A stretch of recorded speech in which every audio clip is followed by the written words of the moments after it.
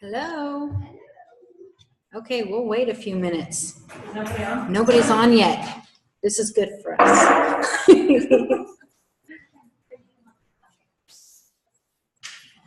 The bucket. It's such a silly thing. You can be, well, wherever you want, but I was thinking the best friend.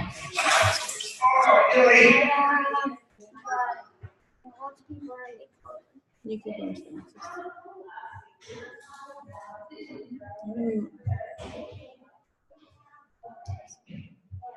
Hello, recording. Hello, recording. My hair. Oh, this is going, so this will just run until I come back. Sounds good. I'm going to take a few minutes because there's still nobody online, so I don't have to feel pressured about starting yet. Next one. I don't know. Go upstairs to the parlor. There are people in there, but they're just waiting for people. So you can be up there, okay?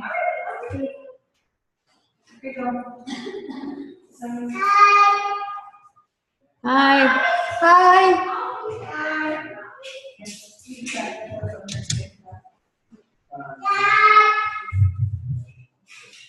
I told her she'd have till 4:15, so I won't come back. I'll be here till 4:15.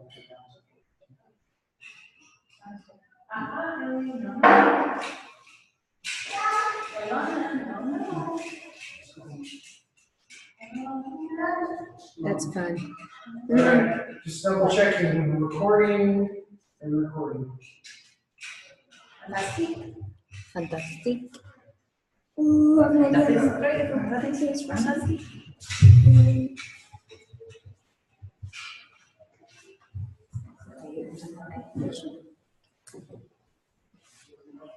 No, look at the camera. Wait. Focus. Ready? Whoa. Right over my face. It's a picture and a picture and a picture and a picture. Come on, minute. And we're done. Right. You can keep that in my line. Okay, go upstairs. Not for me, thank you. Would you like a minute? I would have one, but it's almost something hurt. No. Go upstairs. It's time to start. Can you put? Hello. Hey. What? You want to sit in front? I guess. Get up here. It's okay. We're not on camera. It's not like we're gonna fill the place up. Okay. Ashley should be here. Andrew, and is that Andy? Is that the same as Andy? Yeah. Okay. Who's Ashley? Are you Joe? Yes. Nice to meet you. We've been praying for you. How are you, Sarah? I'm good. Me and Joe had an interesting experience last night. I was so much in pain. I was like, he never heard me have so much pain in my life. What happened? And I had to call him. I think I might eat something, but I think it allowed me to get rid of some stuff. and so he and I both like, I really want this whatever. Because you had to just like deal with it. So Crazy. I just woke up.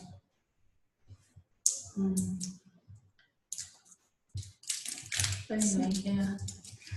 What kind of pain? I mean, what kind of pain? Oh, my stomach was hurting so bad, and my back was hurting so bad that when I was throwing up, it didn't even help it. It just, the pain was still very good. Aww. So, but I'm okay. We're all good. I know how to go to the courts. It had to be done. So are you guys ready to start? I think We can wait because if you want to wait a little bit, we can because we don't have anybody online yet. And so there's no pressure to start right away. He said maybe a few minutes late as I'm dropping off my car. What? Are you making fun of me? No. I tried to call her, talk to her while we were both driving up here, but we couldn't get the phones to work. Oh, I said, I'll just my talk phone's fast. connected to my car, because my car does that, but as soon as I answered it, it disconnected, so. Mine does that sometimes. It's so wonky. Like every now and then it'll just be weird. So he said they're coming and he's gonna drop them off his car.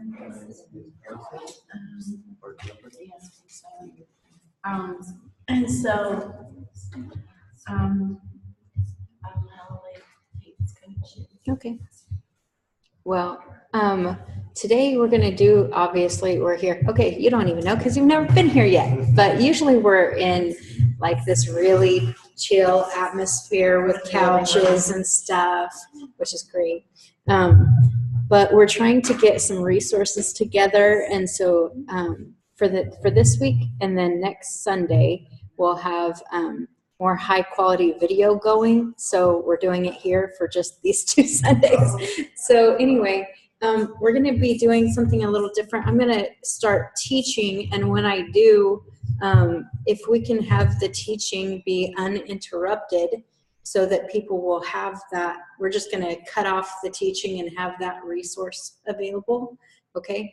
And then after that, we'll have all sorts of chatting and questions and answers and whatever ends up happening, okay?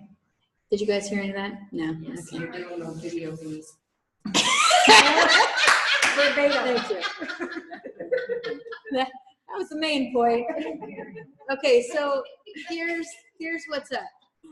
We're doing this higher quality video. We'll see how it actually works. But anyway, we're doing that today. And so for the teaching section, if we could have it be uninterrupted as much as possible, that would be ideal. And then right afterwards, we'll have like questions and answers and we can chat and do whatever. Okay?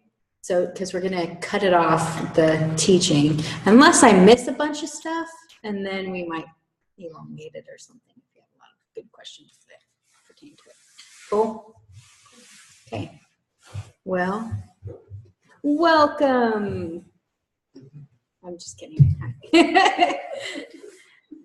So today I wanted to talk a little bit on some of the basics of engaging in heaven and what that is about. And so I'm going to share some of my own experiences and also talk a little bit about intimacy with God, because these are foundational things to engaging in heaven. One of the things that you will learn is that the more intimacy you have with God through Jesus or the Father, with the Holy Spirit, of course, the more intimacy you have, the more you are able to, the more access you're able to have in the heavenly places. Okay, so basically, the more intimacy you have, it sets you up for more authority, more responsibility, all of that sort of thing.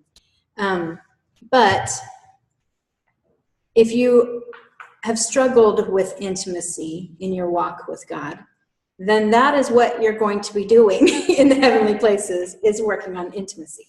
Okay, so that always is the foundation of everything. So you may only be able to go a few places in the heavenly realms at first, and that is okay, because it's all, that's like the sweetest part anyway, is intimacy with God. And so you'll get to spend the majority of your time working on intimacy. And so I wanted to share just several different places that you can go in the heavenly realms, that especially good starting places, but then I'll share some other things that God has done through me. And I want to preface this with, I have not been everywhere. It would probably be impossible to go everywhere in the heavenly places in this walk of our time on earth. I don't know that for sure, but I would venture to guess that we will never get to everything, that it will take an eternity, because God is just that big, and he keeps creating, and we keep creating. And so because of that, there's more and more and more to experience. So the very most foundational thing that I think you could do is when you're first engaging in heaven, I think it's really important to just go through Jesus every time when we step through the veil. You know, the veil was torn so we could step through into the Holy of Holies, right? Well, when we step through, if we can go with Jesus, he's the only way, the only one who can bring us to the Father, right? And so the first thing I do with people who are entering into relationship with God is the first thing I do is I just introduce them to Jesus, like face to face. You know what I mean? And when I do this, I like through evangelism, you know what I mean? When they're first, okay, I want to trust God with my life. I want to be a follower. I want to give everything I have to him. Then I introduce them to Jesus, and then I have Jesus take us into the mobile courts, the court of accusations. And the reason I do that is because then you can get rid of all your junk. And so you can just repent before the Father, and you can start laying all that stuff down and accepting that we're standing under Jesus' sacrifice for the first time and being able to be covered in that. And that is a great thing to do at the beginning. And then after that, I usually just take them to their mountain. And so everyone has a mountain, a place of authority. And basically in the heavenly realms, in the kingdom of God is one of the realms. And there are all these mountains there where we each are seated, and or we may not be seated yet, but we have a throne. Even I've seen with one of my girls, she saw her throne being built for the first time, which was kind of cool. The angels were building her throne, and then she got to sit in it. But anyway, you can look at your throne, you can see your throne where you're seated with Jesus. Sometimes you're seated with him, sometimes you're seated beside him. Okay, you can kind of just experience it for yourself. But anyway, you can see your throne. The first time I saw my throne, I got to see my name on my throne, my real heavenly name. And for me, I saw it and it was in Hebrew. Thankfully, I studied Hebrew, so I could read it. But I don't know if everyone's is in Hebrew or all different languages. I have no idea. But for me, that's what it was. And so I got to see my real name and see that it was my throne. And then when I said, I want to sit in my throne, all of a sudden I saw myself seated there already. And I was a little confused by it. Later on, Jesus showed me that I'd actually been seated there for many years. I just didn't know it. And so in the spirit, I had lots of intimacy with God.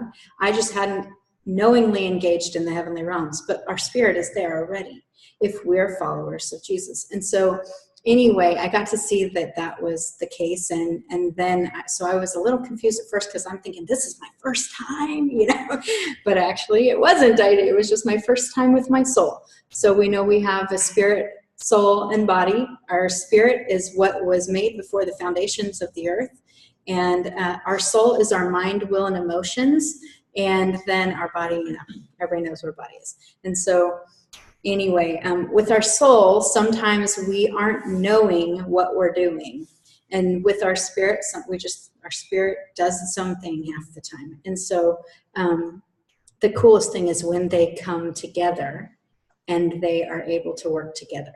And so that's when we can experience these things. So anyway, your mountain is a place of authority. So you have a place where you're seated and you can look over your life.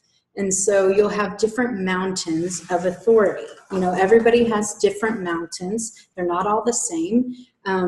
For me, I have, you know, a family mountain. I have a homeschool mountain because I homeschool. I have a finance mountain. I have several different mountains. And this is where I look over and see what's going on. And I'm able to see, is the enemy coming into my life? Okay, I need to cut that off. Or I can go and release anything that God has given me. So he's given all of us promises. He's also given us Well, heavenly gifts, right? And so I can go there and release peace over my mountain. I can release reconciliation over my mountain, or I can release finances over my mountain. I can release favor over my mountain. This is a good place to start. Hi there. Anyway, as we are going along, then he'll bring us to other places. Another place that almost everybody can go is, or maybe everybody I know has been able to go there, is to the River of Life. And this is also where the Tree of Life is right beside it. And so you can go there and you can rest there, either in the water or by the water with Jesus, and just spend some time with him. And you can eat of the fruit of the Tree of Life. And you can also, he can reveal things to you there. You can spend time getting to know him, or you can just rest because you need some rest. You can receive healing there. There are lots of things that you can do there. Also, a lot of people have a garden that they're drawn to in the heavenly places. So they can go to this garden and spend time with him.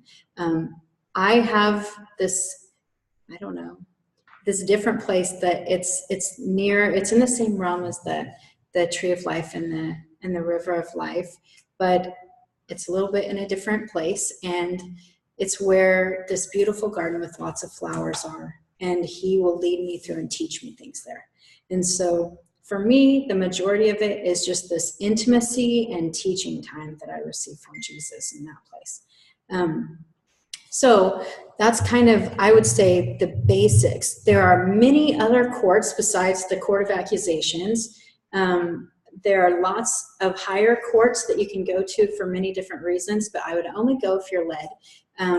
The main courts that everybody goes to is the Court of Angels and the Mobile Court, Court of Accusations. These are places almost everybody goes.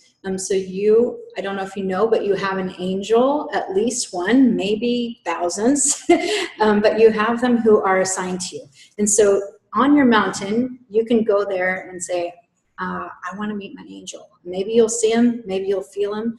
The other thing is about when we engage in heaven, a lot of times I will use the word seeing, but it's not always a literal seeing with your eye. It's like experiencing. So I might be feeling something, sensing something, knowing something, might be seeing with my, kind of like my imagination, your mind's eye. I might be hearing something, but it's all wrapped up into one word. When I say seeing, I don't always mean I'm seeing. A lot of people are expecting this movie theater experience, and most people don't get that. Okay, so most people, when you close your eyes, you have a black screen. This is what happens to everybody. It's not that you're not seeing, it's just that you may not be seeing with your mind's eye. And so you need to be thinking about, just like if you're thinking about, well, what was that like back in this memory that I had? And you kind of start visualizing this memory that you had. It's the same sort of scene as that.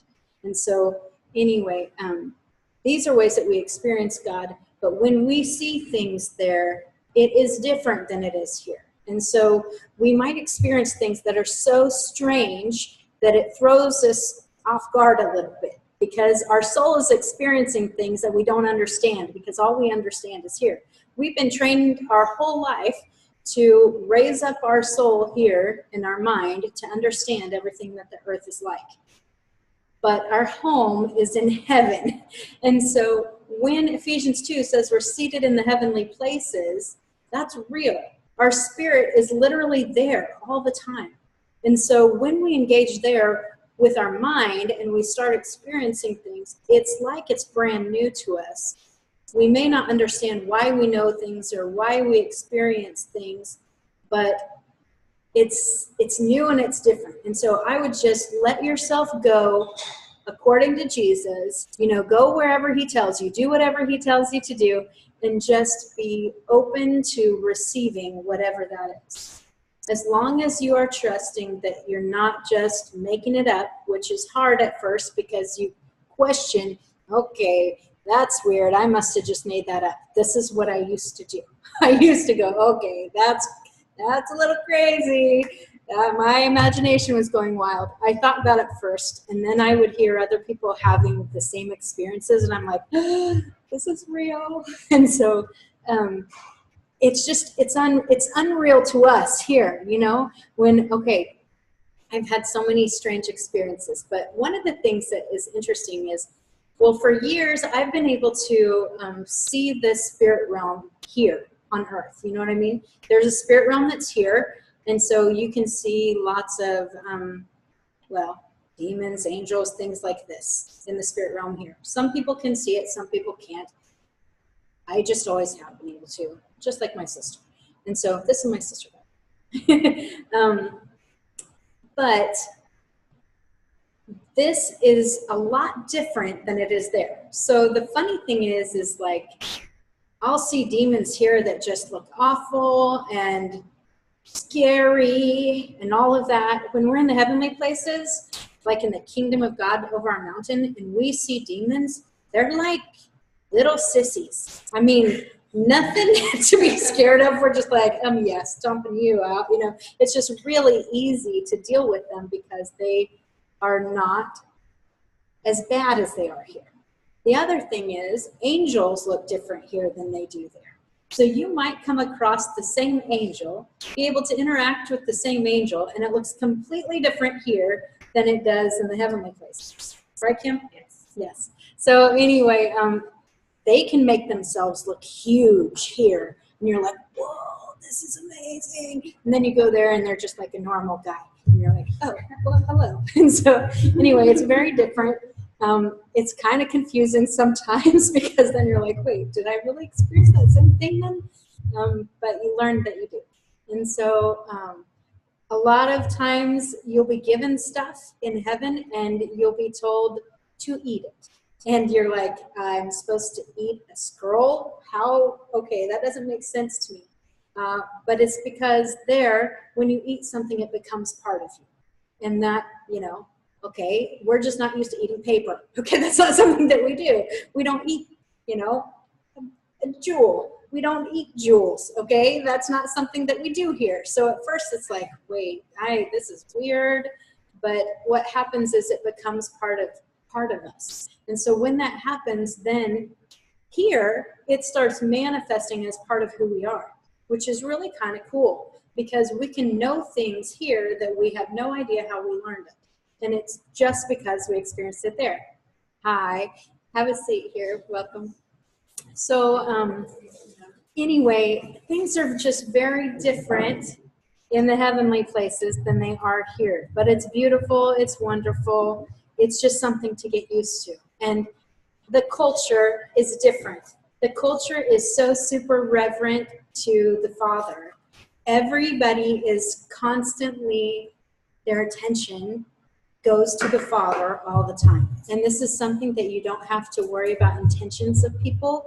In the heavenly places, it's everybody's intentions are pure and to glorify God. That's what everybody's intentions are. And so that's beautiful. It's something that's different than we're used to here. Because here we're used to questioning everyone's motives. We're all the time going, okay, should I trust that? I don't know. And we don't have to even worry about that. It's amazing. It's a beautiful experience. But anyway, so I'm talking today about just different places in the heavenly realms and what it's like to experience these things and how intimacy is the foundation of everything that we do. Intimacy with the Father, intimacy with Jesus. And so if we continue to press into him, we will be, more and more will be revealed to us. And so some people, you know, have you ever had a time where you felt like you were dancing with Jesus? Yes, raise your hand if you have. Okay, a few people have. Okay, well, I had experienced this in my walk before I was engaging in the heavenly places. I had experienced this a lot of times in worship, that this is just, I just felt like I was dancing with him, and it was a very intimate time. And I would even visualize there's this dance floor, like kind of like at a wedding or something like that, you know. And anyway, so I'd experienced that, and I just thought I was kind of making it up. That's what I thought. I thought, you know, well, I love Jesus, so I'm imagining this, and it's wonderful. And then I found out that this is a real place in the heavenly realms. And I'm like, this is a thing. This is what I was actually there. And so a lot of times we're engaging the heavenly places because, like I said, Ephesians 2 says we're already seated in the heavenly places. So if our spirit is seated there, then we're doing lots of things in the heavenly realms that we're unaware of in our mind, will, and emotions here. And so when I was having this experience, I realized it was real. There's the throne room where the Father's seat is seated. A lot of times when we're doing traditional kind of praying, like, God, will you please do this? We are in the throne room in heaven, but we don't always realize that's what we're doing. Some people know it because they kind of have that theological background that they know that the throne room is real. But for me, I would just imagine that I was at the feet of the Father, that Jesus was with me. And that's what I would imagine sometimes when I was praying, not realizing that I was actually there. And this is the funny thing, when you start experiencing things in the heavenly realms and you let him open your eyes to that, then you start realizing, I've been here. This is what I've been doing. I didn't know you just don't have a real understanding that this is what you've been doing all your walk. And so anyway, it's pretty exciting when you start going, oh my goodness, this isn't new actually. This is just how it is. And so in the throne room, this is a place where, I mean, there are angels, there are saints all around, lots of people in the throne room, but the focus is completely on the Father. And he is bigger than you would expect. And it's not something where it's just all reverence to the Father in the throne room. And when you go before the Father, this is where, if you want to know, why did God put me on this earth? I don't know why he put me on this earth, but I know he probably had a reason. This is where you can go to get your destiny scroll. And so he wrote out what your life was supposed to be like before you ever came to the earth. You know, the Bible says that we were created before the foundations of the earth. He took our spirit and said, here, this is what I want for this person. And so he wrote our destiny scroll out for us.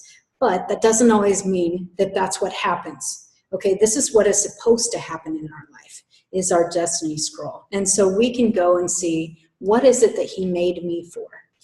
And so anyway, the first experience I had in the throne room, knowingly anyway, I said, I want to step into responsibility. I want to be who you want me to be. And so can you just show me what is on my destiny scroll? Well, he only showed me one word. And I'm like, well, thanks for that. But I was, believe it or not, it was bigger than I thought. And it was something that, okay, it said intercessor. Well, my whole life, people call me intercessor. I'm like, blah, blah, blah, whatever. But this was different. I just knew it meant something different than what I'd always thought it meant. I thought intercessor was just someone who prayed and, you know, prayed for other people a lot. Okay? That's what I always just, I don't know, thought intercessor was. But when he showed me this, I knew what it was, is I was supposed to lead other people into the heavenly places. And immediately I just said, but God, I'm not worthy of that. And he rose up with more authority I've ever seen him have. And he just said, you don't tell me if you're worthy. I tell you if you're worthy. And he showed me I was on the arm of Jesus. And I was just like, oh, I'm sorry. Yes, you're right. You know, it was like the most humbling moment of my life, I think. But it also stuck with me. I never, ever say I'm unworthy now. I'm like, nope. He says I'm worthy, and it's not up to me. And so anyway, when we have these kind of experiences with God, it changes you. It changes everything. something that should, probably took me my whole life saying I'm unworthy, I'm unworthy, I'm unworthy, all of a sudden is done. It's over. That's it. And this is how it is when we're face to face with the Father, because he just changes you. I mean, he makes everything different. He can take an addiction and it's just like done, over, no more. And it's strange to even think when we go our whole life striving in our own power, trying to overcome things, and he can just change it in a moment. It's over, and you'll never go back. And not only will you never go back, you'll never want anything but him. It'll be everything. And so this is, for me, every single experience I've had in the heavenly realms. And I have them throughout the day, every day. This is like, I can't get enough. So I know if that's my home, I want to be in my home. And I'm happy to be an ambassador here, but I'd rather be in my home. And so I want to be there all the time. And this is somewhere that once you get a taste for where we were meant to be and who you're supposed to be, you don't want to be anywhere else. And all of these things in the world don't mean anything anymore. It's like, okay, well, I don't care. You can just have it. It's like, oh, you want my house? All right. It's fine. I have a better house in heaven anyway. And so it's just amazing what God does with us. But everything always has to do with being with him. And so if you try to go off and do all sorts of things in the heavenly places, and you get to where you're not with him, then you're still striving and you're still in your mind doing more than you should do, because you always have to have this foundation of intimacy in everything we do. The more we grow in him, the more responsibility he gives us. And when we have more responsibility and more authority, it's only because we have been walking in his ways and he trusts us with that. And so we can't know if we're walking in his ways if we don't walk with him, right? And so he trusts us when we do this. He trusts us to take us new and different places. I mean, I could name 1,000 weird and crazy, wonderful places that I've been in the heavenly realms. But the most important thing is that you go and you just say, take me where you want to take me. What do you want from me? Because what you're supposed to do is not the same as me. And what you're supposed to do is not the same as her. And so every place that you'll experience will be unique to your experience. And so if you wait to have your heavenly experiences just when you come to this group, then you're missing it. You're missing out on everything he has for you. Because I'll lead you where he leads me. But you guys are supposed to have better experiences than me. For you. Your experience that you have with Jesus should be better for you than the experience you have with me. And it should be like this for everybody. And so just know that when we go and we experience him, that it has to be rich in his love and his ways for us. Just say, I want to know who I am. I want to know who you made me to be. And if you don't hear or experience anything, keep pressing in. Because this is, at first I was just like, okay, I don't know what I'm doing. And so I just put on some chill music, music kind of helped me get focused. But if it had words, it wasn't good for me because then I'd start singing. And so but I would just put on some chill music and I would just focus and try to just focus my mind on him and say, what do you want? Take me where you want to take me. And at first, sometimes I would just sit there and kind of be in his presence, and that was it. And then all of a sudden, you're like, oh my goodness, I'm walking through this field of grass. This is interesting. And then he's saying, hey, let's go climb this mountain. And I'm like, okay, I don't know, but it's weird what happens. And sometimes, these experiences, they seem like a lifetime, and then I've just been sitting on the toilet. You know what I mean? It's like literally not very much time at all. And so you never know how it's going to be. We have to be able to do this while we're doing everything, while we're in our car, you know, while we're doing the dishes, while we're changing a diaper. You know, these are things that if we don't know how to experience God in our normal life, then you need to spend more time just alone with him until it becomes normal. Because normal should be walking in the Spirit.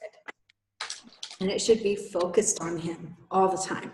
That should be our normal.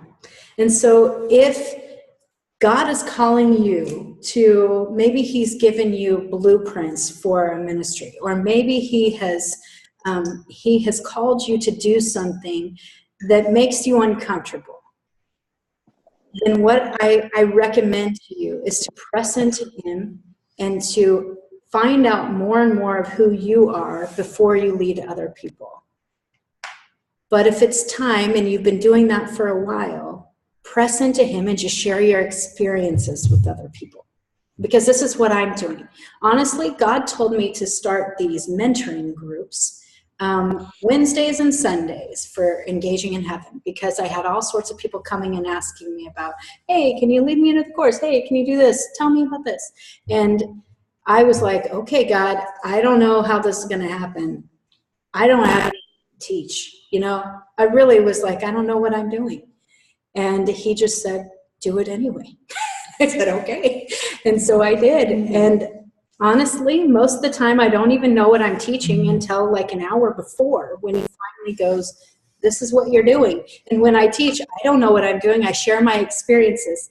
And I just say, hey, this is what God has done with me. Probably he'll do something similar with you, you know, and it is always different. Everyone has different experiences, but we make it rich when we share our experiences with each other. And so I really believe that a lot of our growth depends on testimony. And so when I hear you say something about what you've experienced, I go, that makes sense to me. Oh my goodness, I think this is what I'm supposed to do. Or I go, I've seen that. That's exciting. I know what you're talking about. All of a sudden, it gives you this affirmation and this confirmation about what you've been experiencing is truth. And God just starts growing you more and more and more. And so anyway, that was my short teaching for today, but I wanted to just share that intimacy is key, and that we can go nowhere without Jesus. He is the only one. You know, he says, I'm the way, the truth, and the life. No one comes to the Father except through me. That's true. And so if you try to go somewhere and you forget to go with Jesus, you might end up in the wrong place. When I say this, the enemy, Satan, does an amazing job of counterfeiting. And so he has counterfeit courts. He has counterfeit about everything. And so you just need to be careful that whatever you do, you only do it through Jesus. So, the end. No clapping. No, so, do you guys have any questions? Just so you know, I was just doing a short teaching with questions and answers and stuff afterward. We're trying to get some decent video for people to have resources. So that's what we were doing. So anyway, hi Todd. Hey. And what's your name? Ashley. Hi Ashley. I'm Christine. So anyway, if you guys have any questions, we can ask some questions and I can share anything I have for, yes, other people. I went to the same conference you did, and it was awesome, but from day one, I have experienced what I know are the seven spirits of God. And when I don't always see in color, except that the spirits, I know they are, because they are color.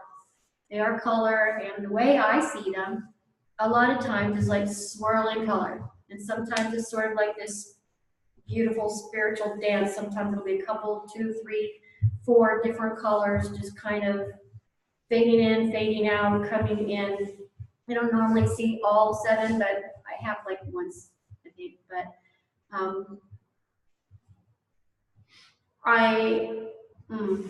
Not quite sure how to make a question out of that, except maybe somebody has a question about the spirits.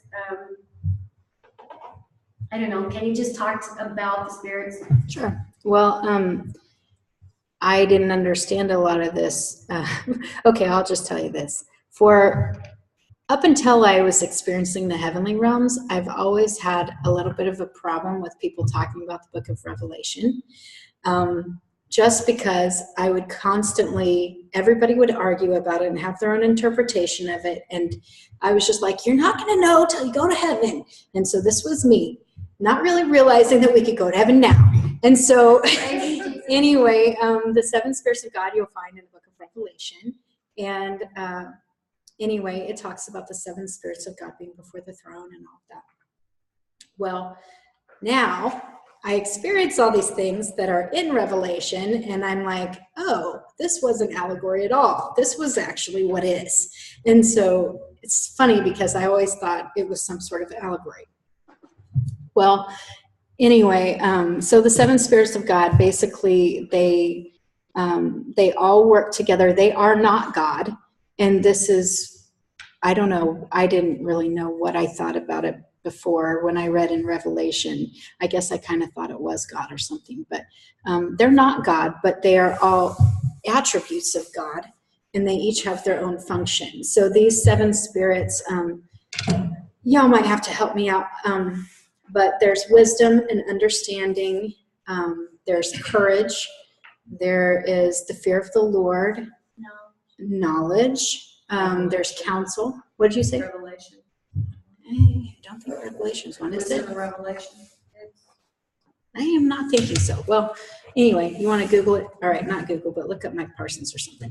Anyway, well, the point is they all work together to help us grow closer to God, and they all work together to give us what we need at the time. So it's all about growing more in relation. And so for me, one of the first things, when you remember how I told you about when I first experienced my throne and stuff on my mountain, I was given, I was going through this activation at this Mike Parsons conference. They said, okay, ask Jesus if he has something for you, if it's like a tool or a weapon or something. And he gave me a menorah, and I'm like, a menorah? What the heck is this for? And so I'm thinking, like, I need a sword, and I don't know, but I got this menorah. And then he showed me that it was to light people with the 7 spirits of God. And so later on, I was doing some research and found out that back before the Jews changed the menorah, it had 7, I don't know, what are those candle thingies? Candle holder things? Anyway, and that they represented the 7 spirits of God. And I was like, well, that's cool. So I wasn't way off. And so anyway, I was like, well, how do I, so what I do is I literally on my mountain, if I have people like, for instance, say I'm ministering to you guys in the spirit, I will go and light you with the 7 spirits of God so that they're manifesting in your life, and so that you'll start to have all of these things that draw you into deeper relationship with God. So for me, that's how I experience them. A lot of people do see them in colors because they're all the colors of the rainbow, and each one is represented by a different color. But a lot of people will experience certain colors when they're, like, for instance, when someone is needing courage or something, they'll experience this color when they're engaging with God and not have any idea that this is why. And it's because that spirit of courage is coming over you. And so this happens a lot, and it's just another one of those crazy mysteries of God. I've had a vision. No, I just said awesome. Yeah, that's good. I was just going to say I've had a vision of Jesus before with the colors of the rainbow behind him.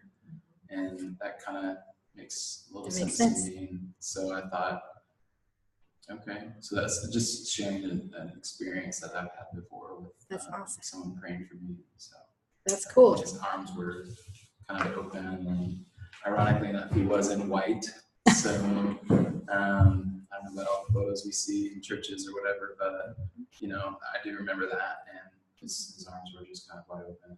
So That's awesome. sure. That's cool. See, that's what's awesome about that.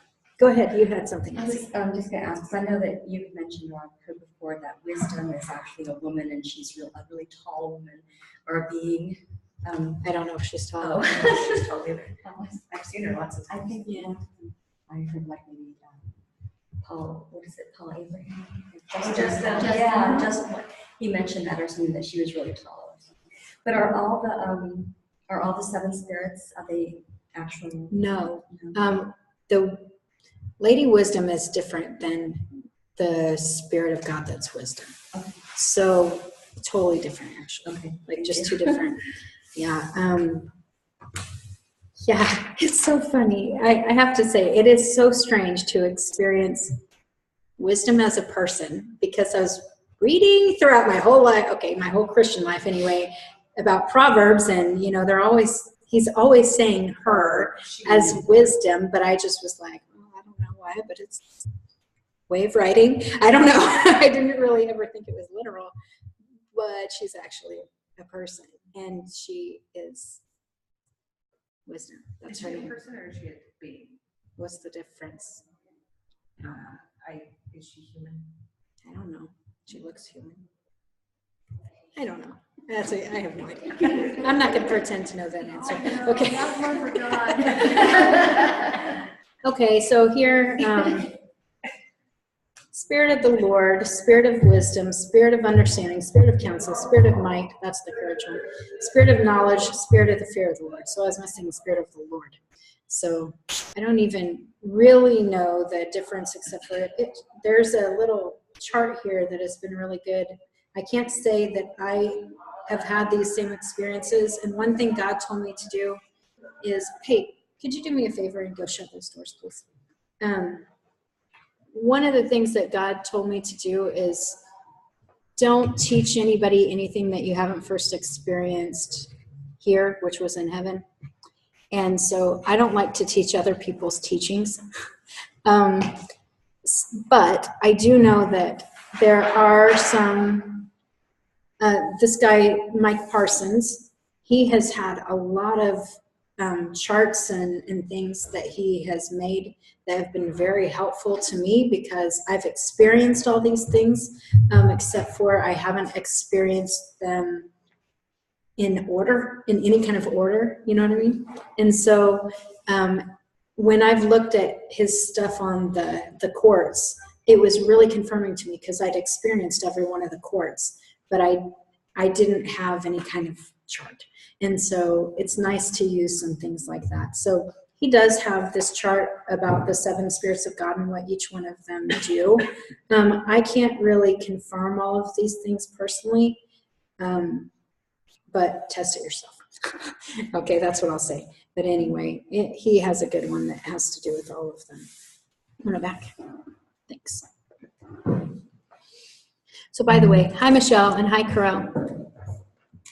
So I have a question regarding Sure. that. So this is kind of, Hi. It's okay. Tell everyone hello. Okay, Carell says hello. hello. So this is kind of new language for me to hear, and I'll be honest, it's a little odd. And I just be frank, but That's fine. Because when I think of God as like a father, and from my experience, it's really intimate and it's really deep. So for me to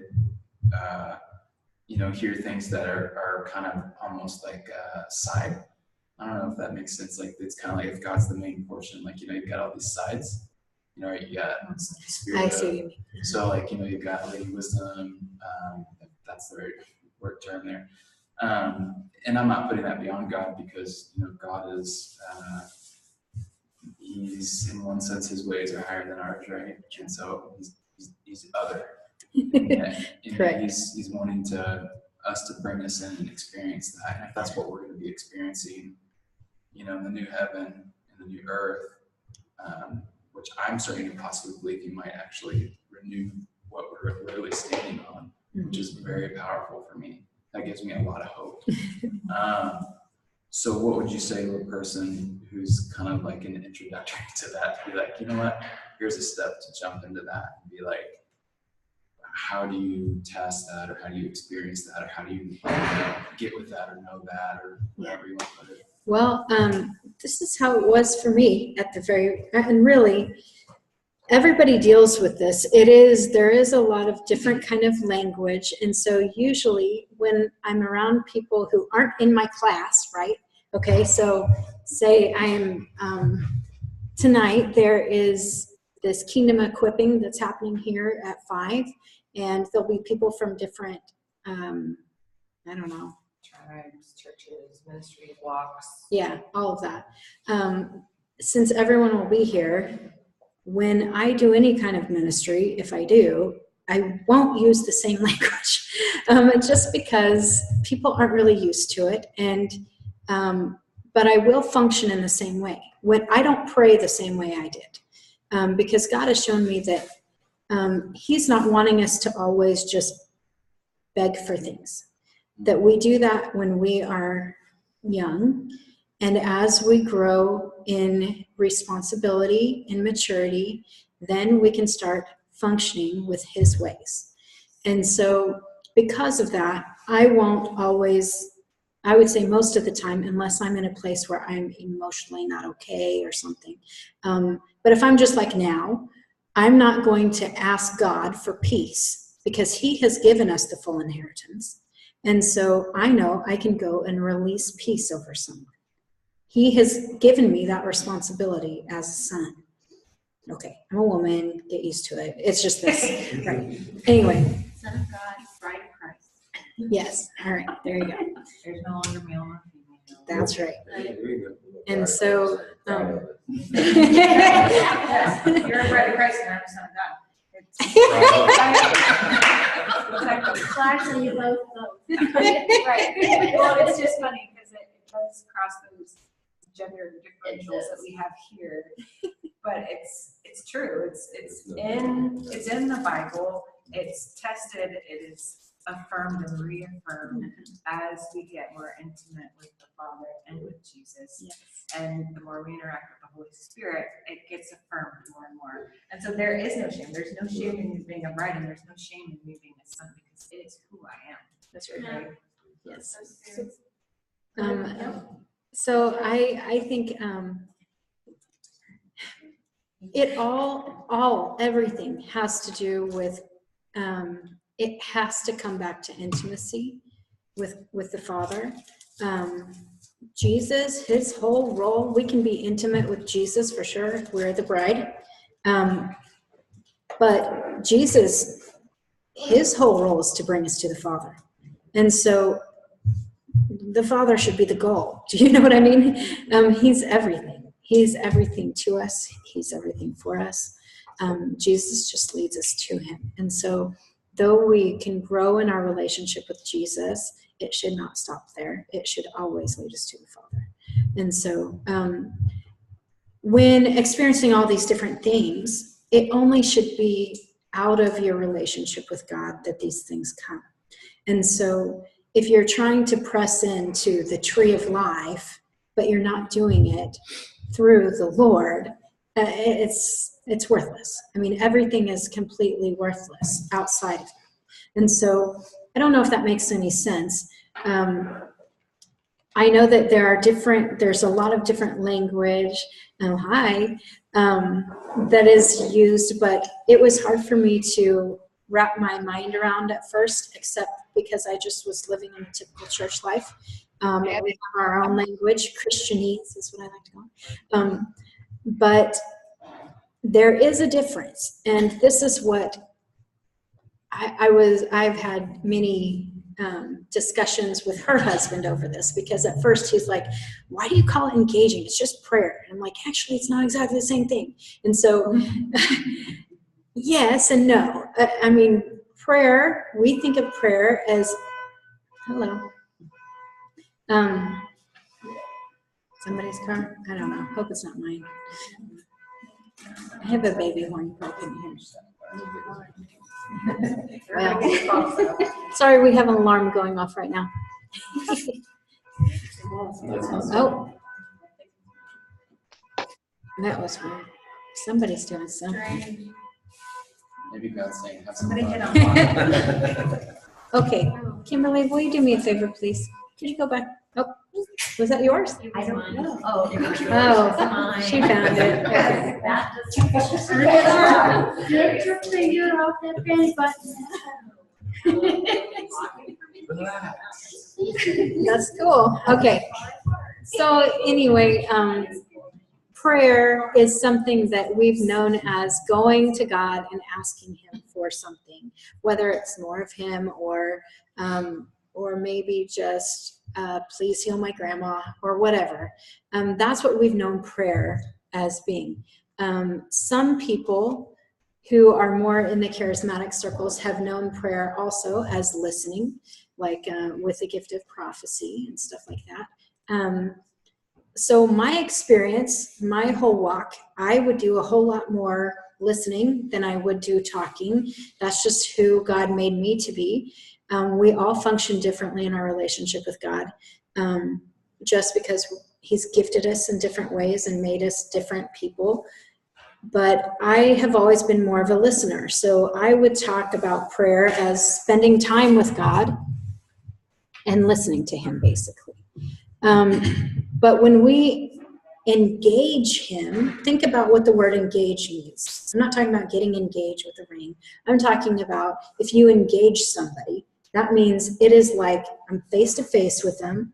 If I'm engaging you, I'm face to face, eye to eye, and I am interacting. It's like a give and take. This is what's happening with us when we're engaging together. We might be hugging, we might be fighting, whatever it is, we're engaging in that way, right? It's more physical, it's more that way. Okay, so when I'm engaging in heaven, I'm actually face to face with what God is doing. I'm coming face to face with Jesus. I'm coming face to face with the Father. I'm coming face to face with whatever it is that He wants to show me, actually. The best thing to do is just go, God, what do you want to do with me? Show me what you want to show me. And then He'll give you whatever you need to know. Another thing that's different is a lot of times we use the word mandates. A mandate is something that God tells you need to do, right? So you might have in the past known what God has told you need to do through a leading or a calling, or I have a peace about that. You know what I mean? These are things that might make sense to you, like, okay, I feel like this is what God is saying, all right, that sort of thing. We just call it a mandate because, honestly, this is what He's telling us it is. And so there are certain differences in language, and it's not just to confuse people. It's because He releases this in us. And so when He shows us, here are your mandates, this is what you need to do, a lot of times He'll release it to you in writing in heaven. And it's strange. I have always thought of just like having a sense of something, and then I would write it here or something like that. But He will literally show you things that are written. Here's what you need to do. Not all the time do you see that. Sometimes He'll just tell you. Sometimes you'll know. But there are different things that happen, and it's a different way than we're used to functioning here. And so I guess this is why sometimes there's a different language about it, but it really all comes down to intimacy. I don't know. Did that answer your question even a little? I have some to add to that. Go ahead. Sorry.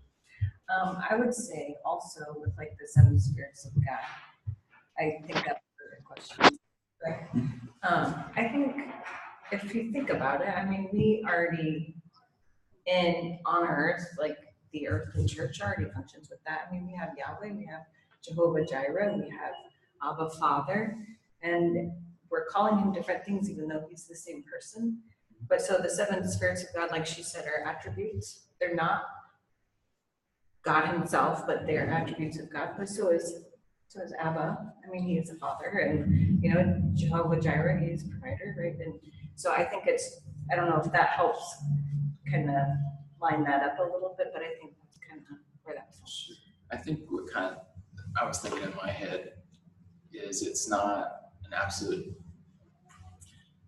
it's not necessary to have a relationship with God in the sense of, right? It's, so you can have a relationship with God and still not be cognizant of those things per se, Sure. but like you said, relationship more, if it's necessary, right, that'll be shown to you and can be revealed to you. And I don't have anything against that. And like I said, God's, he's a little bit mysterious sometimes, but that's because we're human. Right. And you know, there's still, what I like to say is, you know, God's, I don't know what world is the right term, but his realm and our realm, he's wanting to connect and break through. Exactly. So, you know, and like Paul says, he prophesies in part, and as we're fully known, one day we will fully know. And so, if it's going to help me in my relationship with God, great, so be it, and that's awesome. And so, I would like to speak to that some, because I think I've had people ask me, well, they just told me, I don't think everybody needs to engage in heaven when what we're doing now is a real relationship with God, right? Okay, so I've heard people say this to me, and I absolutely think that that's wrong. And this is why I think this. Throughout Scripture, people are engaging in heaven. I did not realize this until he just opened the Scriptures up to me. But you can go and look through the whole thing, and you will go, oh my goodness, this is what was happening right here.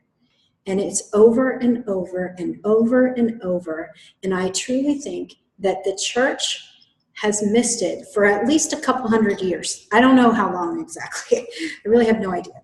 But for a while, I think we have missed it. And I think that there's a huge part of relationship with God that he wants to reveal to us. And this, having the kingdom come to earth, is a big deal. That's what Jesus came to do. His whole purpose was saying, the kingdom of heaven is at hand, right? He's saying, the kingdom of heaven is right in front of you. As close as your hand is to your face is where the kingdom is. And so he's saying, thy kingdom come, thy will be done on earth as it is in heaven. He's asking for the kingdom to come. And we have no idea what the kingdom is unless we are engaging the kingdom. Right? And so what has happened with the church is we've had a whole lot of people with one foot in and one foot out. I've been that person. Okay? One foot in and one foot out. I say I'm sold out to God. I want to be sold out to God, but I'm just human. Right? And we make this excuse of our flesh because we haven't been fully redeemed. But this is not from God.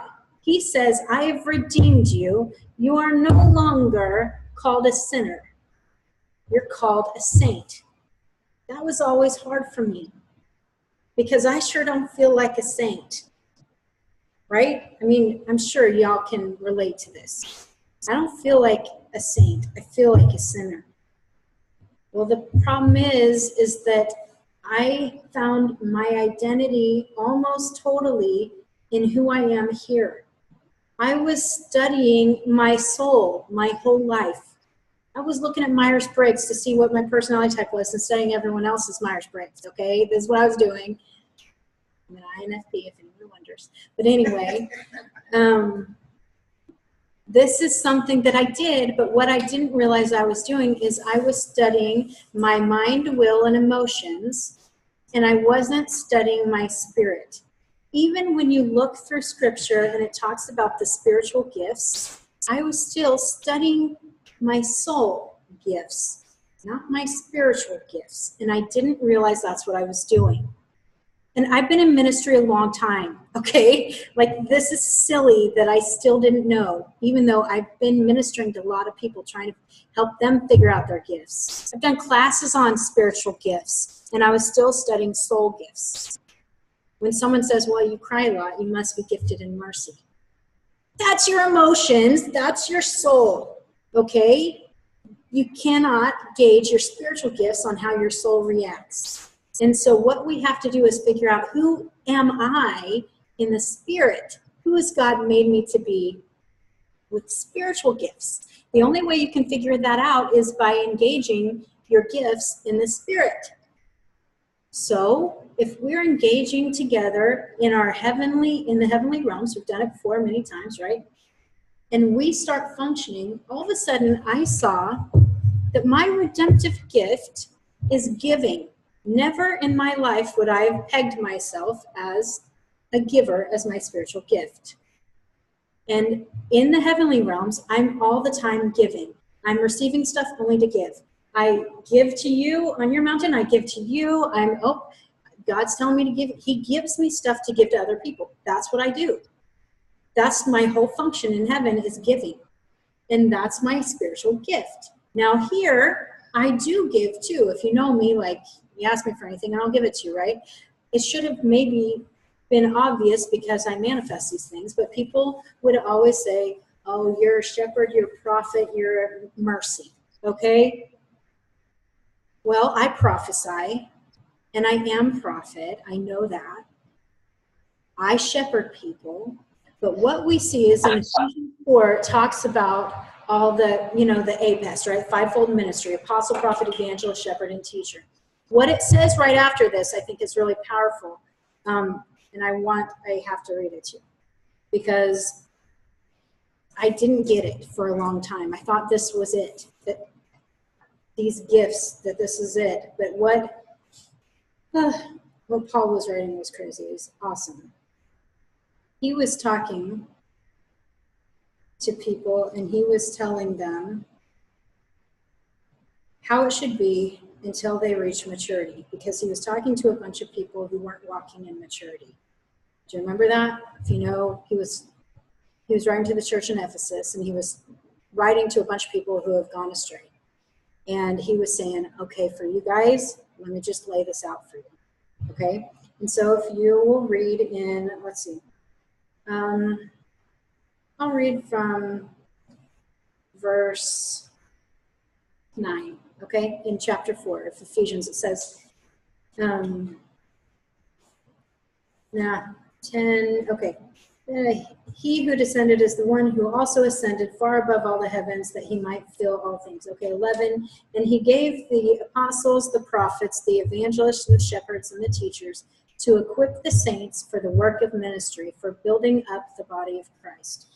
Until, let's remember this, until we all attain to the unity of faith and of the knowledge of the Son of God, to mature manhood, to the measure of the stature of the fullness of Christ, so that we may no longer be children, tossed to and fro by the waves and carried about by every wind of doctrine, by human cunning, by craftiness and deceitful schemes. Rather, speaking the truth in love, we are to grow up in every way into him who is the head, into Christ, from whom the whole body, joined together and held together by every joint with which it is equipped, when each part is working properly, makes the body grow so that it builds itself up in love. All right. Do you think that if just by reading this part that he's saying that we won't reach the full measure in maturity? From what he's saying it will when we all start working together with our gifts, right? He's saying it should, and then we should stop being thrown back and forth by everyone to doctrine. We should actually be loving each other. That's what he's saying. That's what it'll look like, right? So he has given us these gifts until we reach the full measure of Christ.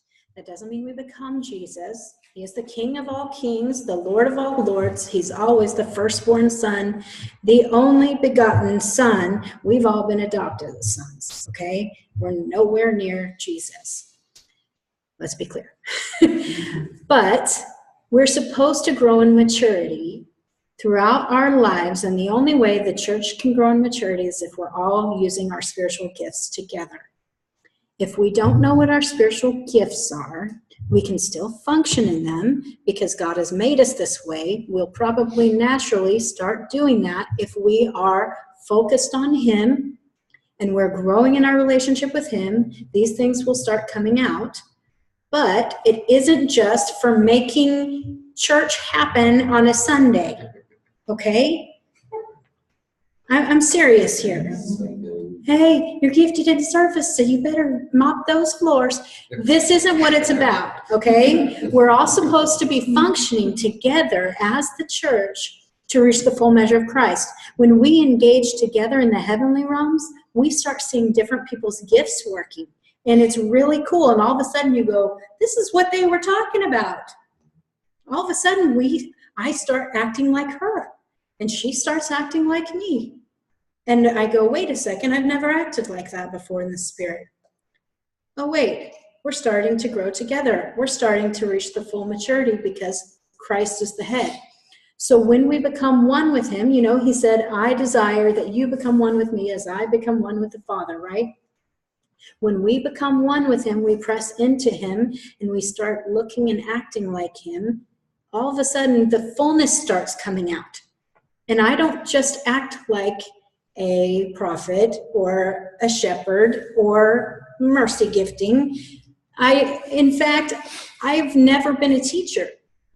But God said, hey, by the way, you're going to teach class. And I go, that's not who I am. What are you talking about? Right?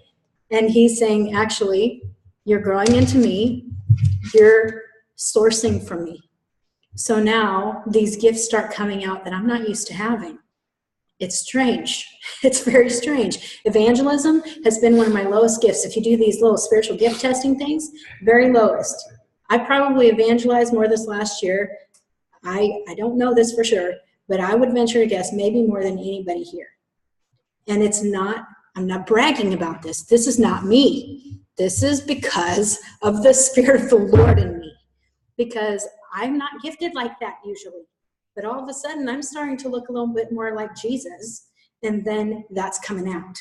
And so we start acting like He acts, and He has the fullness of all the gifts in Him. And so we can start acting with the fullness once we start walking more fully with Him. By the way, everybody, probably a lot of people are evangelizing. That was sounding very proud.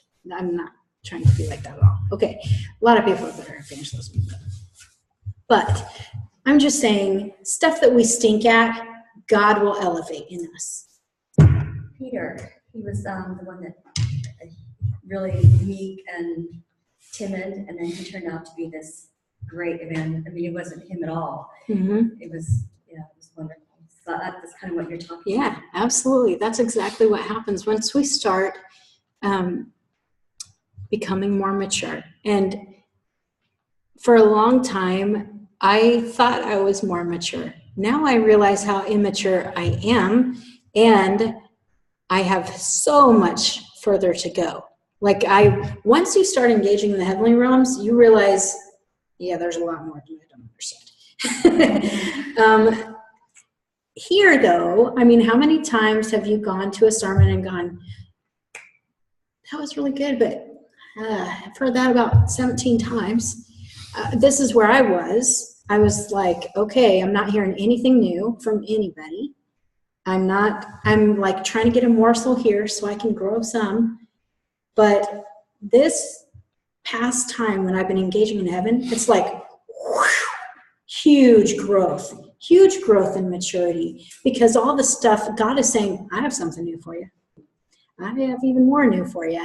And so when we start getting it from Him, then there's more and more and more, and we never get bored. There's no sort of, well, I've heard all that I can hear now. No, there's no stagnant. No, that's not even a thing.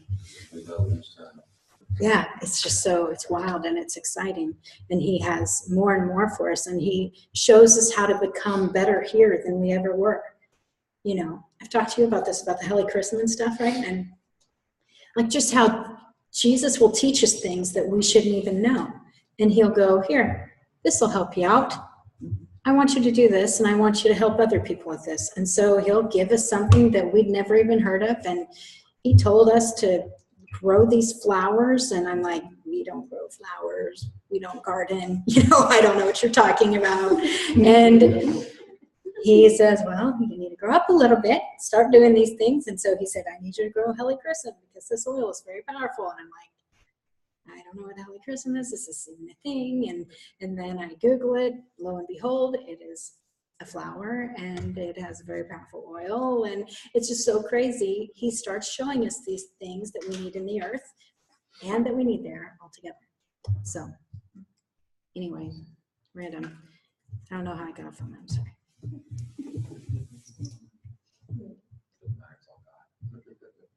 Praise him. Yeah. Well, okay. Any other questions?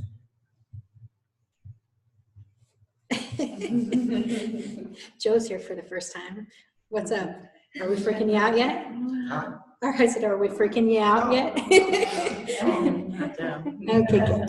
He's there.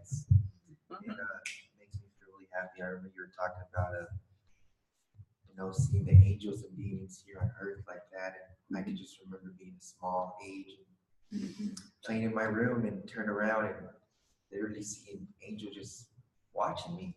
And I would get up and I'll go and tell my grandma, hey, where did that man go? He goes, what man? He goes, there's this big old shiny man just looking at me playing with my toys right now. He goes, how is your angel? Next time you see him, tell him hi. That's good. You had a good teacher. Yeah. So it just makes me really happy to know that. That's You know awesome. what I mean? And of course, too, I got older and like you say, you see the angels and you also see the demons too. So I totally understand that part too. And God showed me a lot of times where actually my angels saved my life. Back in my day when I was my mind doing dumb things, I could just remember times of angels just protecting me, and I wouldn't be here right now. I know, so just know that I'm glad that it's not just me on my head. And I know my daughter has this too, and she sees a lot of things, and I could teach her more that, you know what I'm talking about. Yes. So Yeah, that's great. Yeah, because, for a long time, I saw all these things, but I didn't know that, I didn't know I could interact with angels.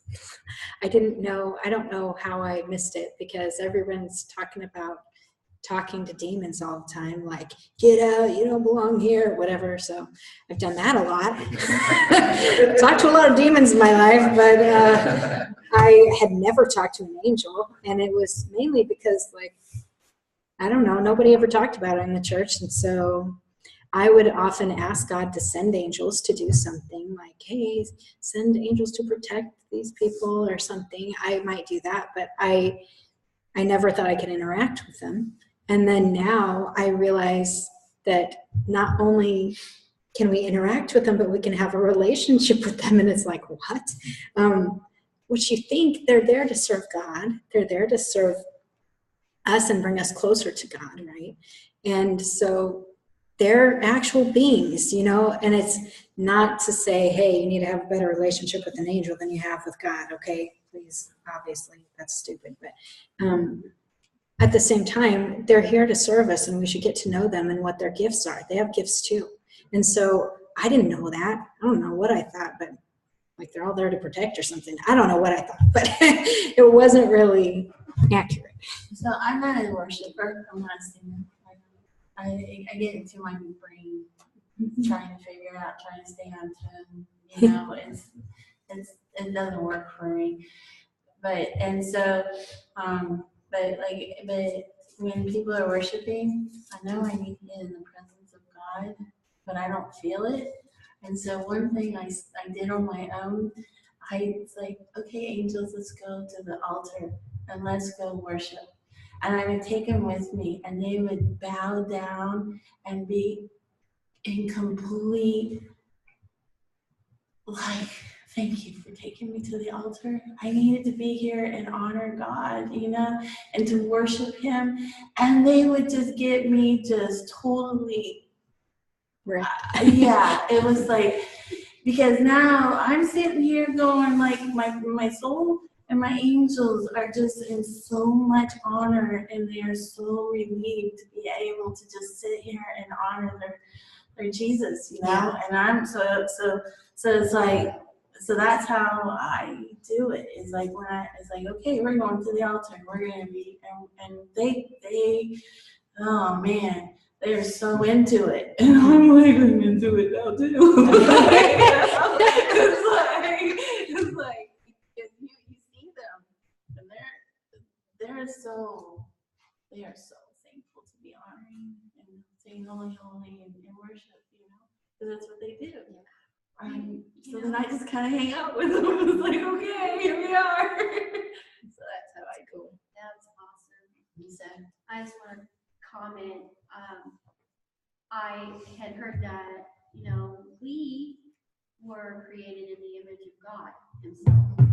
Angels were created, but not in his image. And so actually angels can learn from us. Some of us are still asleep, some more than others, you know, but that's about the coming into, you know, full maturity. When we all do that, we all start being in unity together. Oh my goodness, I can't even give words to it, but I know that when that happens, that's going to be the most beautiful thing. And angels, they were sent to minister to us because we are created in the image of God. We are sons of God, you know, and the angels are not.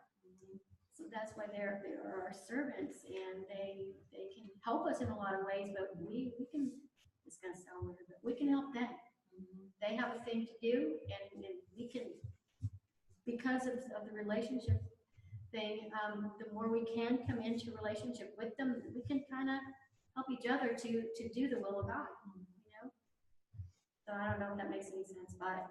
No, it's cool. I so many times are just like, you know, because everybody's just sitting in the church and just kind of like are singing, but you know they're not in it. And I'm like, okay, you guys go take your angels up there, see what happens to you. I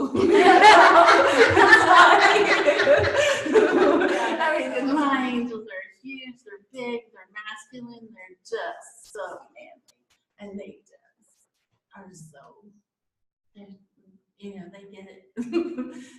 And so I get it too. That's cool. Yeah.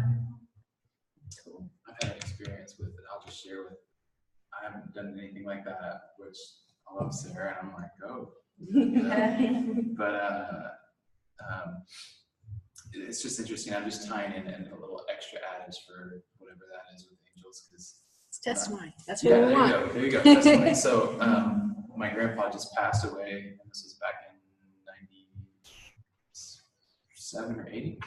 But he was just a godly man who, you know, you just by looking at him, you know, he'd say, I don't want cats. But then when he ended up getting cats, he would walk a quarter mile. I was telling Sarah this the other day, and he'd feed him fresh milk every morning. So he was that kind of guy.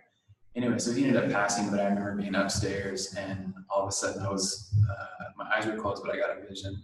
And I was just rededicating my life when I was 17, and all of a sudden I saw this vision of two angels.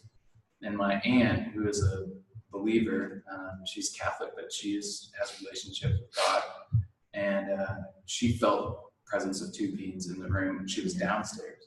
So that was a cool confirmation for me. But I just remember seeing them carrying him up by his elbows and going up, and he looked down at me and smiling, with just like, he looked old, but it was like full of life and like no wrinkles, and I can't describe it really, but I just remember him saying, hold on to Jesus, hold on to Jesus.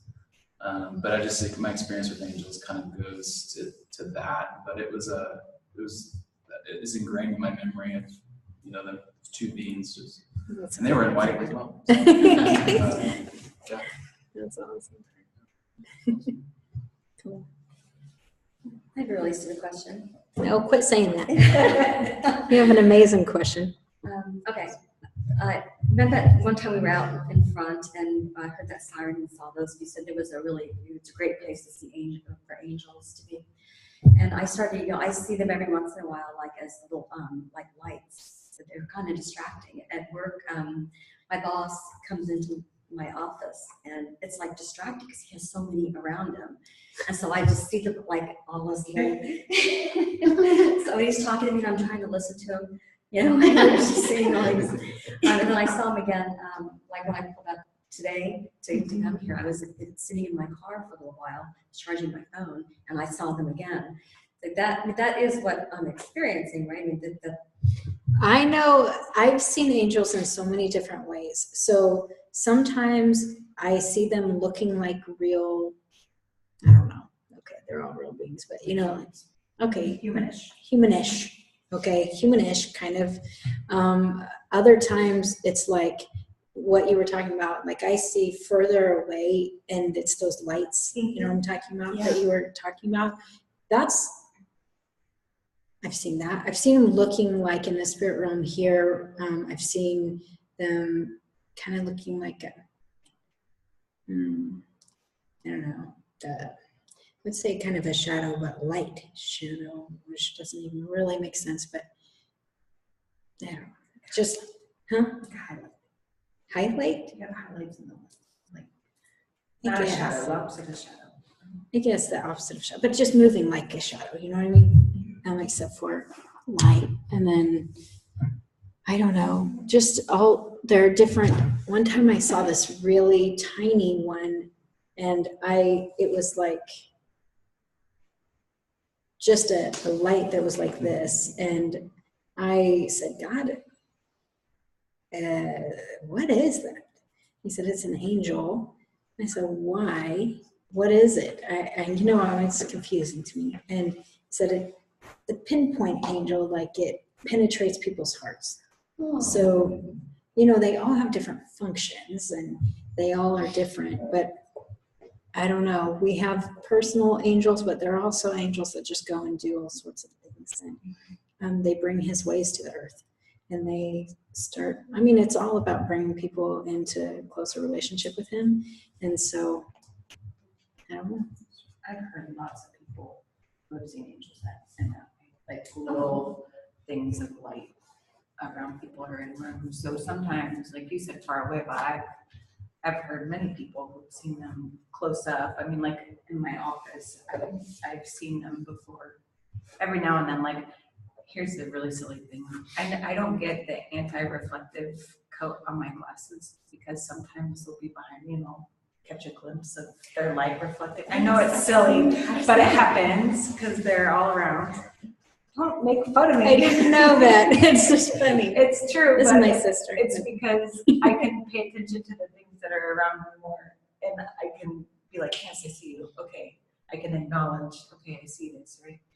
But yes, that's a common thing. We had a lady at our church that used to bring her camera and she'd take pictures of them all over the sanctuary, so we had pictures to look at.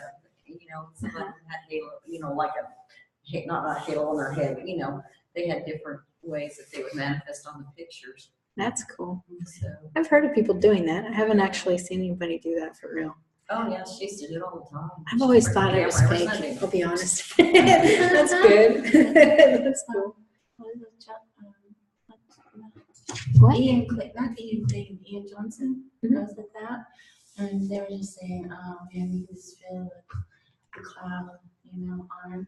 And somebody took a picture and it was all of us in there and it was just all green. It was like, whoa. Again, it was kind of one of those things where everybody else was feeling it, but I wasn't, it was like, everybody, wow, can't you feel the cloud? I was like, not really. But I was still standing in it. I think this happens to me. But I don't know how people say, yeah, did you feel that? I'm like, I love you. I believe you, but I don't have anything. Yeah, that's funny. Well, okay. Any other questions? We are going to engage in heaven pretty quick. No. Well, I guess I'll be brave next. Okay, what? Okay. What if the Lord takes you up into the actual outer space? You call that part of the heavenlies? Or going to because he's taking you planets and nebulas and all kinds of cool stuff. Through a season of that. Yeah. But I never thought of it as being part of heaven per se. I just, what would you call that? Well, the only time he's ever done that with me has been when I was engaging in heaven. And so I was confused when that happened because of that exact, I was like, wait a second, so there's, I was confused about how that could be possible in heaven because it seemed like the realm of earth. But everything that we experienced was like otherworldly. Like it was definitely heavenly, sort of, we were much bigger, weird stuff, you know, it was heavenly kind of experiences. And so I don't know for sure. I can't really say, but my experiences have all been where I'm pretty sure I was in the heavenly realm. I think it's in the kingdom of God, because the kingdom of God is kind of like, it looks like a reflection of here, you know, I mean, it had their skies, stuff like that, that I never thought heaven would have. And so there are many different realms of heaven. So it's kind of, I don't know. Well, I mean, it was really cool, and I mean, I never thought about it until you started talking about this, and I'm going, I wonder what that was at. I mean, I just, you know, I just went because it was cool. But. Yeah, I don't know. I mean, I've had experiences in different realms in heaven, but they're all very different, how they look, how everything functions. But that I know I've experienced when I was in the heavenly realms. So I think that there is a realm that is with all the planets and stuff. I don't know. It's very strange. Not strange, your experience, just, yeah, I don't know. I mean, I really don't know what I'm experiencing half the time. I'm just along for the ride. Yeah. And I'm like, sometimes I'm thoughtful enough to actually ask what things mean, but half the time I'm just experiencing it. So, well, I never really thought about asking a lot of questions until I started coming here. I don't ask enough questions. While you're there, Jesus is there. Yeah, I really don't care. Well, I mean, but I don't care when I'm doing whatever. It's just like, when you come back, you will. Yeah. So, Michelle and Corel, do you have any questions? I actually don't. I just went to a quiet place for when we can pray because there's a lot of distraction in the living room. Gotcha. Okay, cool. How about you, Michelle? I super enjoyed it.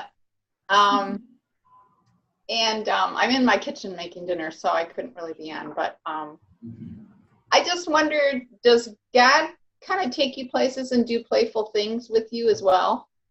Yes. Okay, because I experienced some stuff like that. I got to mute you because I got more people coming in. No problem. Yeah, he does, but I'll tell you, he doesn't do as many playful things with me as a lot of people I know. And it probably has to do with my personality. I know that seems silly, but I'm kind of, I thrive on more serious things. And I think he knows that about me. So I was talking to Linda last night about this because she gets real excited about parties and people and the fun. And yes, flipping of the hair. I'm just not that person. I want to have deep conversation. I want to learn stuff. That's who I am. And so I think that's probably why he doesn't interact with me as much in this fun, playful way as a lot of other people. Because I've had a lot of people say, yeah, we were just out riding the waves on the river of life. And I'm like, I got nothing like that. I don't ever get to experience things like that. So, yeah, I don't know. It's more like, okay, we'll stick our feet in the river. Yeah, I don't know. It's always very funny. One time we were here, probably like 2 months ago. I don't know when it was. Not too long. Anyway, we were here. We were eating, and it's funny because one time if my son is sitting next to me at church, then I'll go and I'll put my arm around him, give him like a side hug, right? So anyway, we were engaging, and Jesus went and took his hand like this, and I went over here and like that, just brief, but it was just like, that was playful to me because, and affectionate, because that's what I do with my son. You know, and he knew that that's how I do with my son. And so it was like he's being affectionate with me the way I was being affectionate with my son. So it was just awesomeness. That's cool. He can be affectionate and kind of playful. Mhm. Yeah. All right, well, y'all, let's engage in heaven together, okay?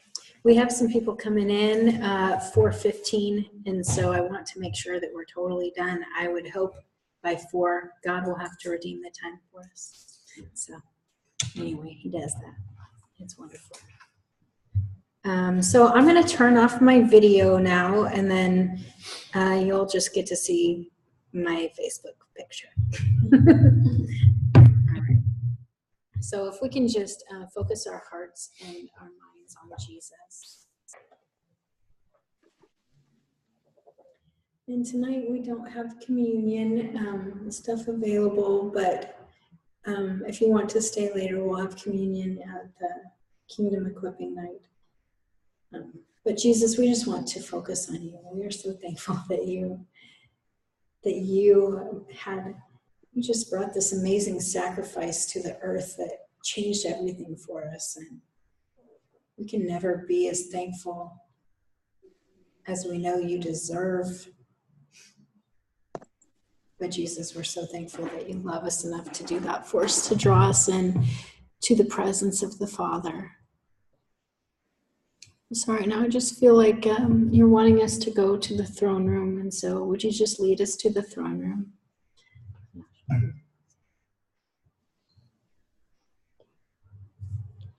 Thank you. And then you guys, how we do things here is we have interactive, engaging time. So if there's anything that you see or experience, you feel, or you sense, or you hear, just please share that with other people if you feel comfortable, because it can kind of help everyone else start to visualize these things too. But first, we want to commit our imagination to you, Jesus. And we ask that you help control our imagination so there won't be anything that is birthed out of make-believe or sin, but it will be completely submitted to you. Thank you, Lord. So this is the place that you can ask God to see your destiny scroll, if that's what you want to do, or you can bring any of your hurts or anything to him. Anything that's heavy on your heart, you can bring to him.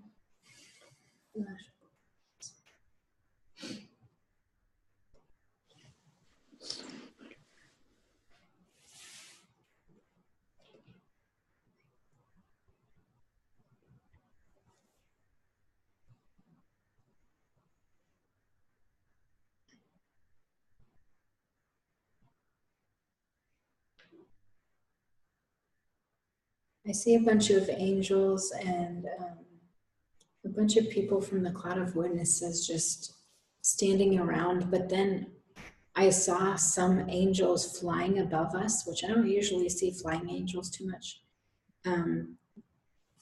But there were several flying above us, just kind of seemingly excited that we were here. It's good. I saw a bunch of us dressed in blue and dancing around. Just joy. Like that's all there is. Joy before the Father. That's funny. I seen that too. I was standing in the back like, I don't know about this. My angels just grabbed me and flew me to the front. Said, ask.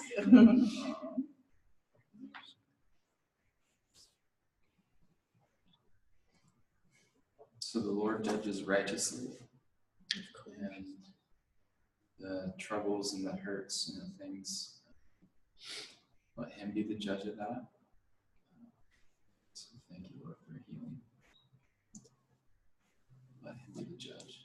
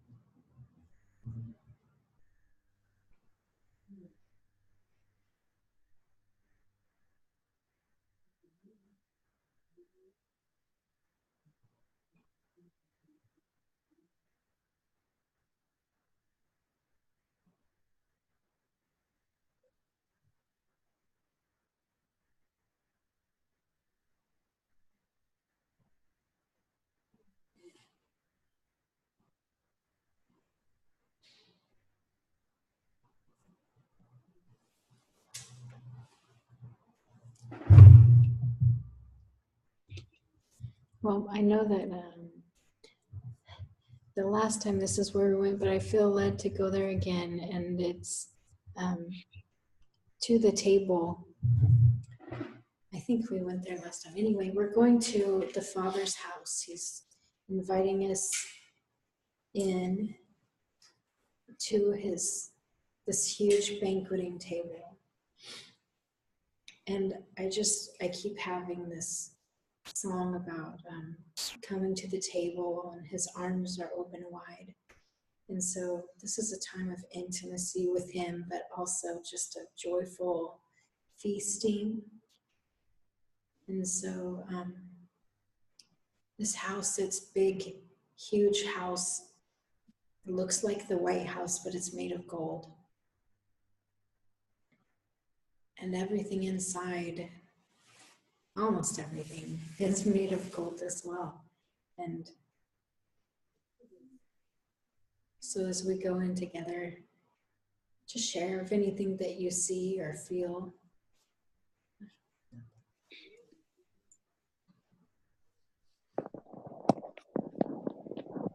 I feel like there's a huge fireplace that's, it just warms, this warmth.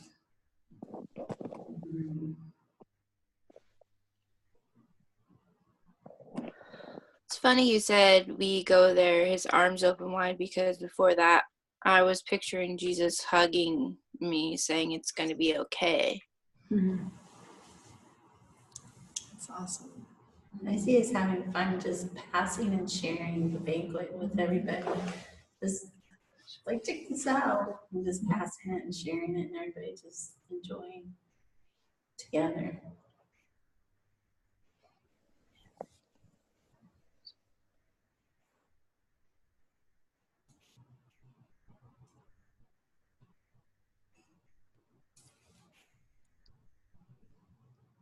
This food, are you guys tasting this food?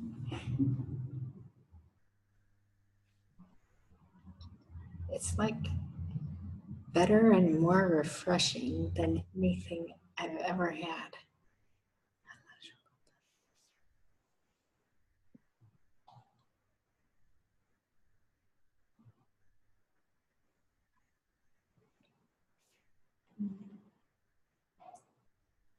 But the more I'm eating of the food, the more I feel the love of God, like inside of me. Thank you,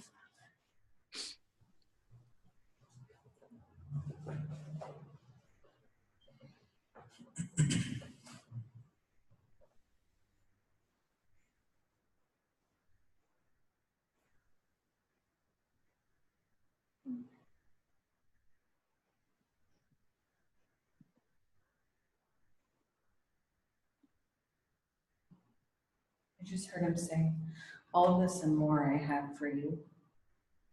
All you have to do is come and commune with me, and it will be given to you. Mm-hmm.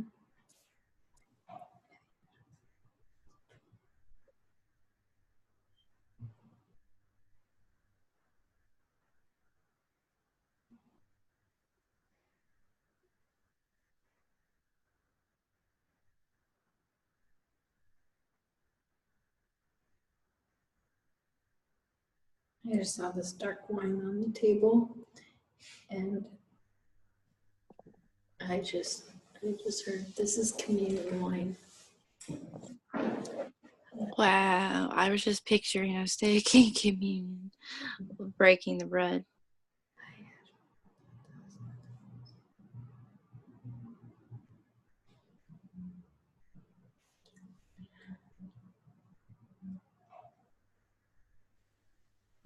It doesn't seem like a solemn thing, though.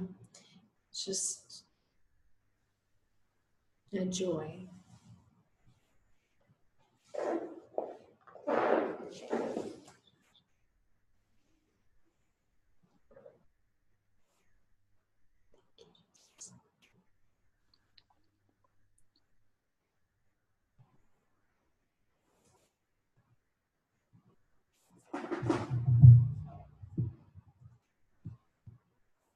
Is there anything else you guys are seeing or experiencing? Overflow of joy.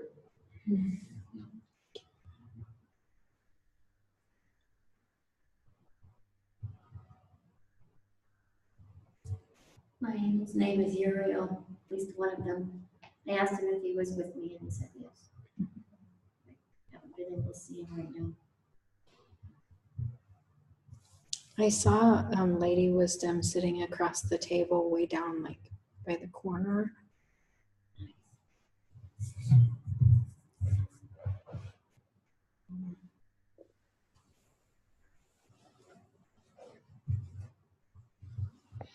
And there are a lot more people here than just us.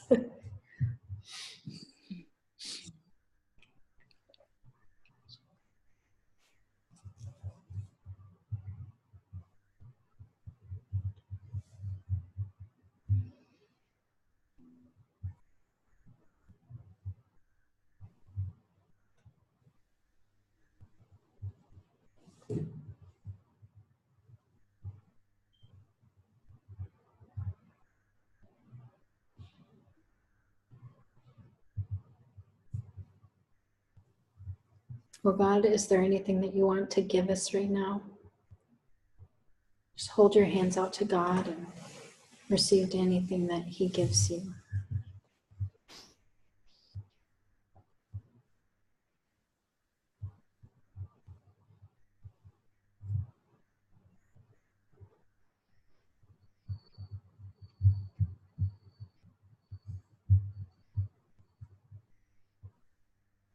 Rebecca, He gave me a key that I'm supposed to give to you. And so just ask Him what that's for.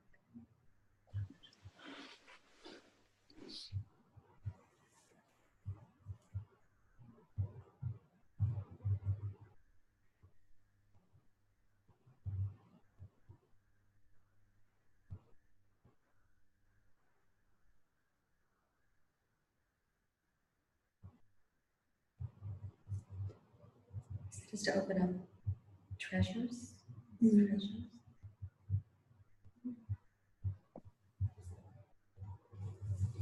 And Andy, he gave me a book that I'm supposed to give to you.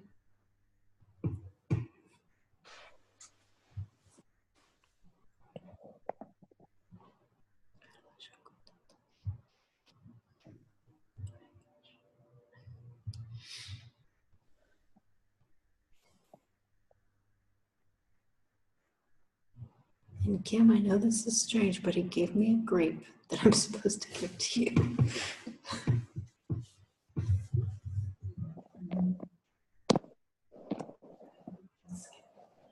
Hmm.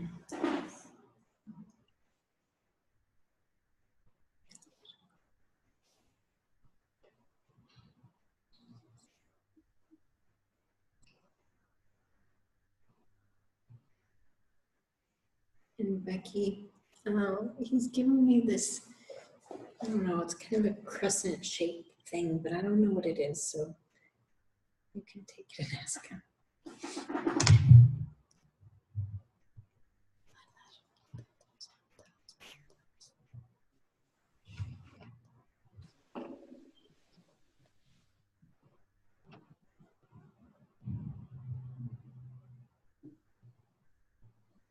Give me a scroll to give to you, Becky.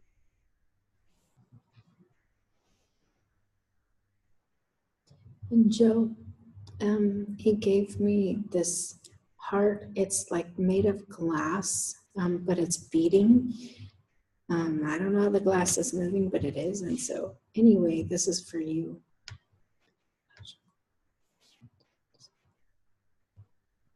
I feel like it's very precious.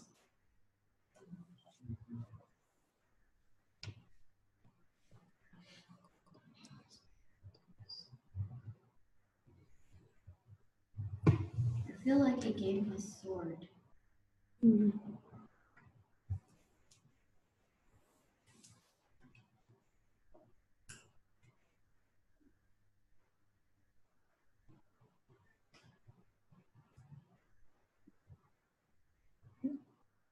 Ashley, he gave me this necklace that kind of looks like a rope, but it's for you, and I think it's about authority.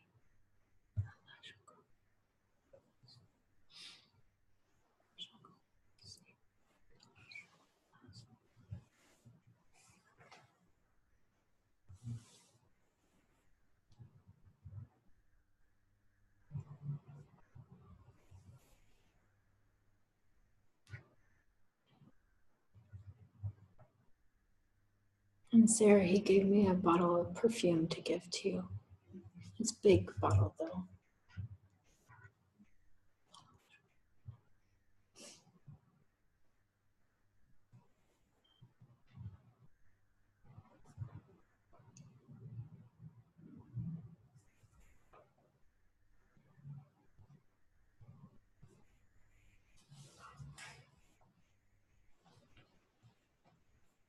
Rebecca, I believe I'm supposed to give this sword to you. Thank you. And Todd, in the spirit, I've been given this, I don't know, kind of salve stuff that I'm supposed to rub on your eyes to help you see better.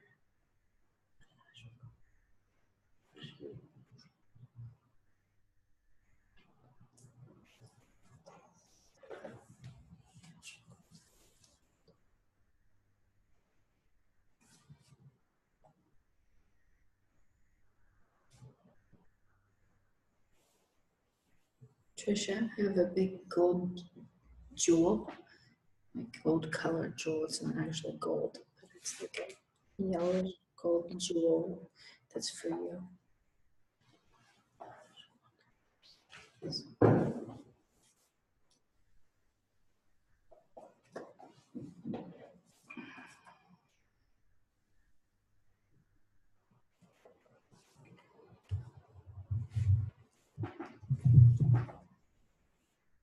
And Corral, I just see this, I see Jesus just pouring this oil over you for healing. Thank you. I, He did give me like Band-Aid, and I said, what is that? He said healing. I told him I need confirmation, so. Praise God.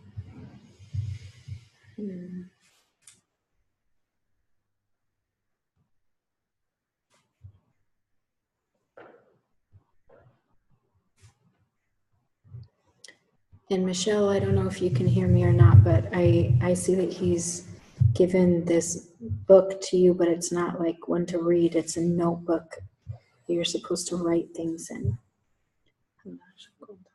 Thank you. I received that.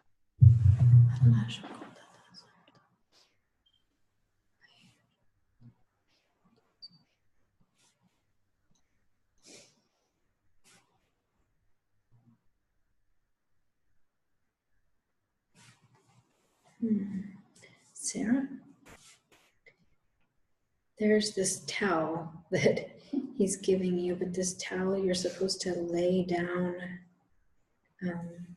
and as people step on it, it will reveal what needs healing to you.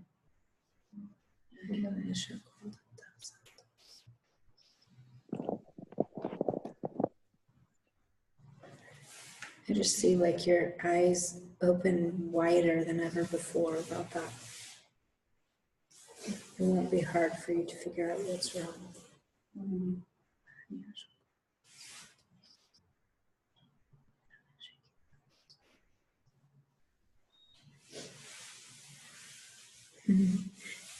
And Linda, Jesus has some earrings for you.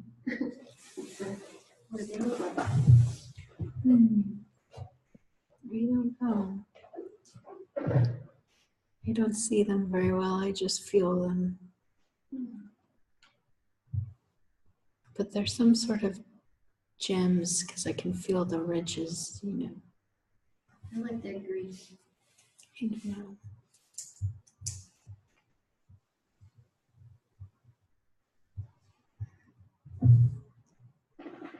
I'm not sure.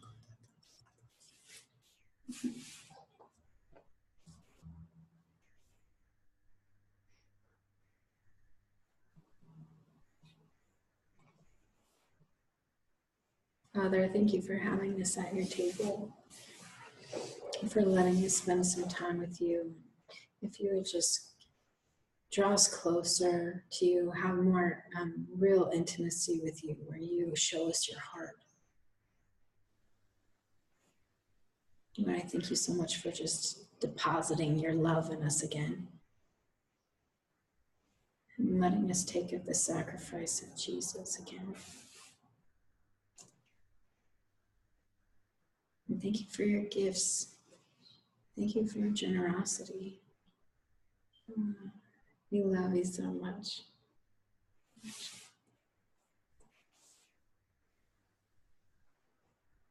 Thank you. And as we focus back in the earth, Jesus, we ask that you continue to nudge us when we need to pay attention in the heavenly realms, and that you continue to draw us over and over back into relationship with the Father. Thank you so much. Thanks for leading us through and spending time with us again. We love you. Amen. Amen. All right, well, y'all online, I'm going to say goodbye. Love you guys. If you need anything, give me a buzz, and we'll see you hopefully Wednesday at 6 p.m. or next Sunday at 2. Okay? Bye. Bye. Bye.